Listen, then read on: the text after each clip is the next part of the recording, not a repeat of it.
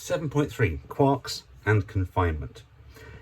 This is the standard model of elementary or fundamental particles. The idea is that everything is these or made of these. These can't be broken down any further, as far as we know yet. So these are the standard particles. You notice they're in three main categories. Leptons, light particles. You recognize the electron there and the electron neutrino. Not going to talk about those today. Bosons, I'll come back to those. Let's focus on quarks for today. So it turns out there are 6 kinds of quark in 3 generations. The first generation is up and down quarks, second generation charm and strange, third generation top and bottom. By generations, we mean the higher generations are more massive, they have more energy, and they're rarer. So up and down quarks are the smallest and the most common. So let's focus on the quarks. There are 4 quantum numbers that you need to conserve for all nuclear reactions, not just for quarks. Baryon number, lepton number, strangeness, and charge. Lepton number is simple enough for us now. Basically, leptons have a lepton number. Anything made of quarks doesn't. The lepton number of a quark is 0. So that's not going to be important now. Quarks don't exist on their own. We don't get a monoquark. They always cluster together. When they do, they form hadrons. So hadrons are things that are made of quarks. They're not fundamental particles. There are 2 kinds of hadron, one of which, and you're most familiar with this, is baryons. Baryons are always made of 3 quarks, and they could be any combination of 3 quarks. So it could be up, strange, top, for example. But the higher generations are rarer.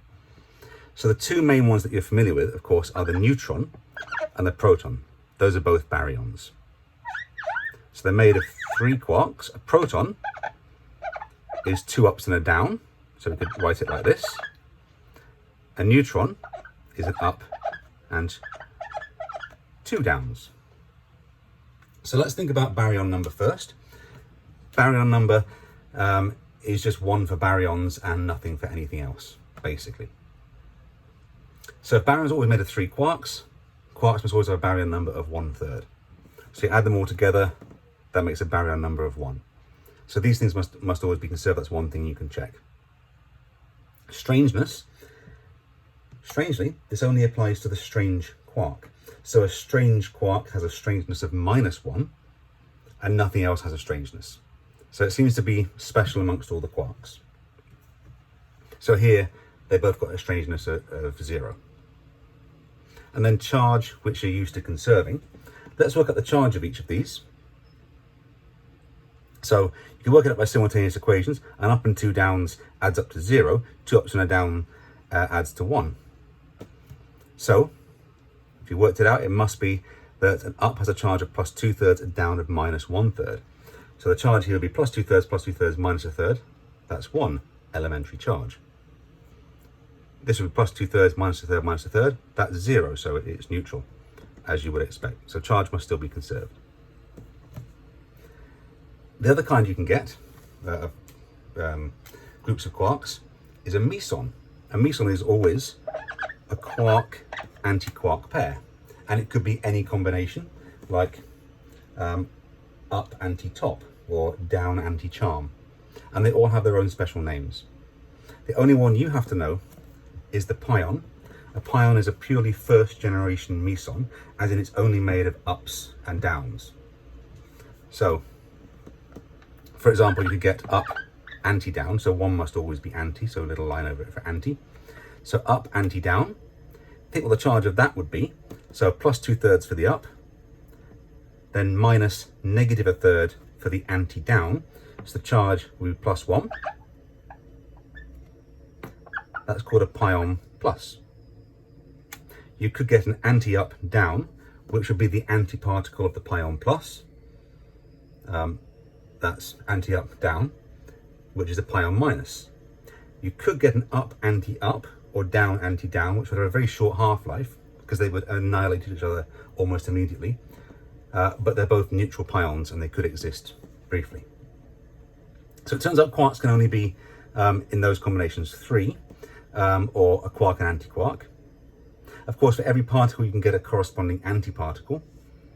So an anti-neutron would have to be anti-up, anti-down, anti-down.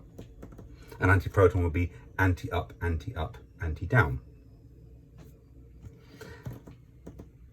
In the case of say, up, anti-up, a pion 0, it would be its own antiparticle because of its composition. Let's check baryon number. Baryon number is a third. Here it's minus a third. So the baryon number of a meson is always 0 because it's not a baryon. It's a meson. The strangeness could be 2 or -2 or 1 or -1 or usually 0. And the charge could be 1, 0 or -1. Let's have a look at what the data booklet says. There we go. So this is the information you're given for 7.3. This is the bit about quarks here. So it tells you their charges.